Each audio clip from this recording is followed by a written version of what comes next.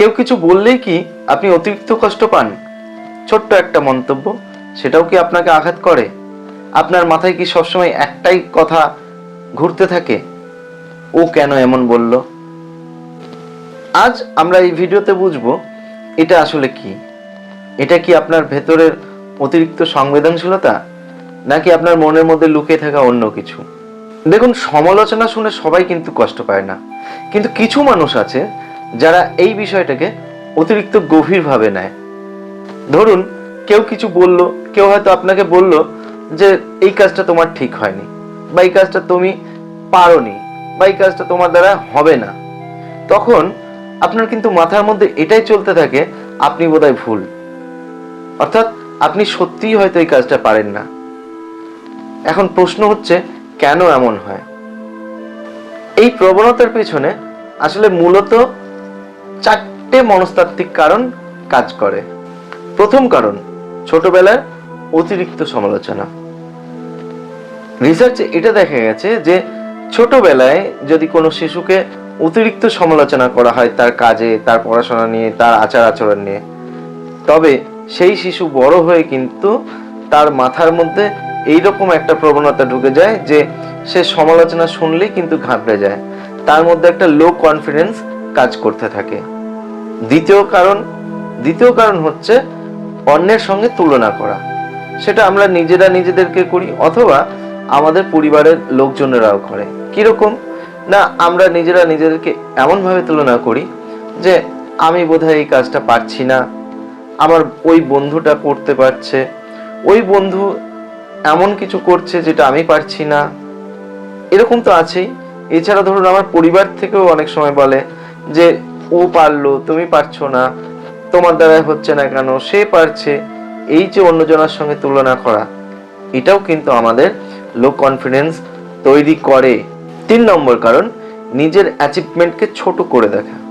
অর্থাৎ আপনি যে ছোট ছোট বিষয়গুলোতে সফলতা পাচ্ছেন, সেই সফলতাগুলো আপনি কিন্তু ভালো চোখে দেখছেন না।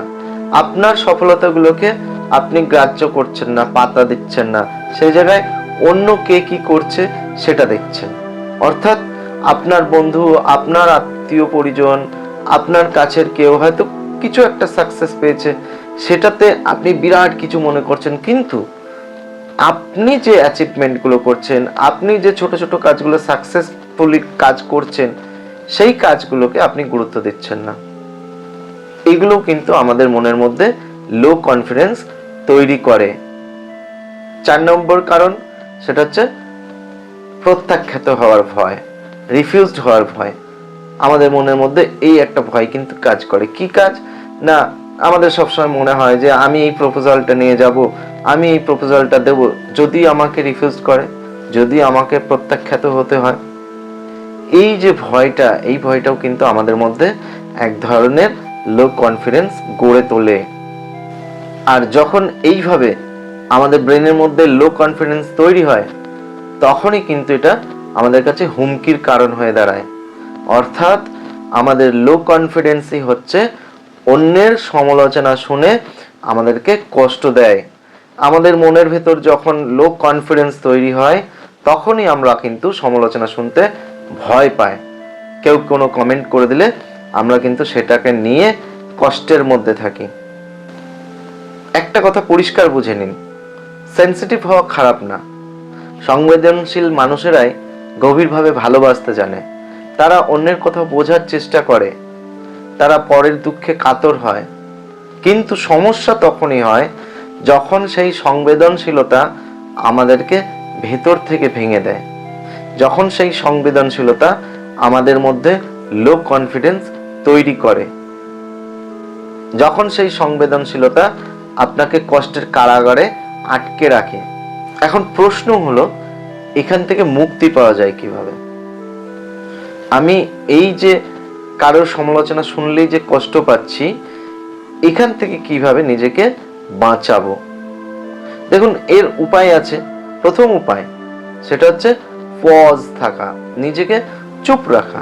অর্থাৎ আপনাকে কেউ কিছু বলল, সঙ্গে সঙ্গে তাকে উত্তর দিতে যাবেন না।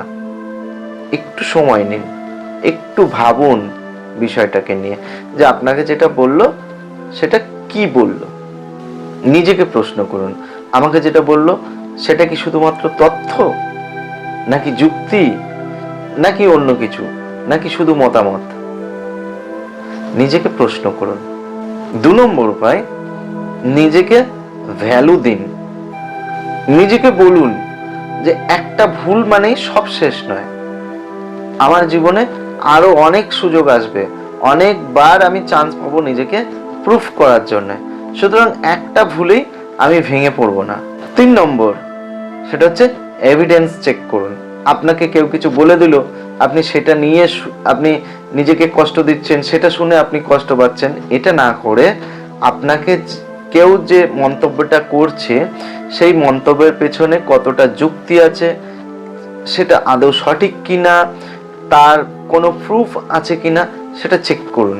4 নম্বর পয়েন্ট, একটা কথা মাথায় রাখবেন, আপনার একার পক্ষে সবাইকে কিন্তু খুশি রাখা সম্ভব না।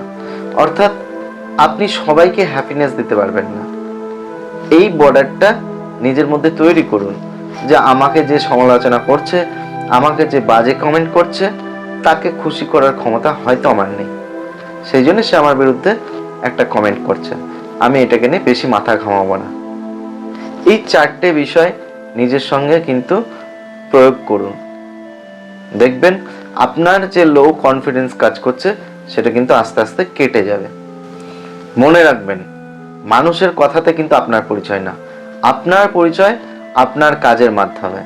আপনি কে সেটা পরিচয় দেবে আপনার মূল্যবোধ। অন্যের মন্তব্যে কিন্তু আপনার পরিচয় পাওয়া যাবে না। আপনার পরিচয়কে ঠিক করতে গেলে আপনার কাজকর্মকে ঠিক রাখতে হবে, বাস, আর কিছু না।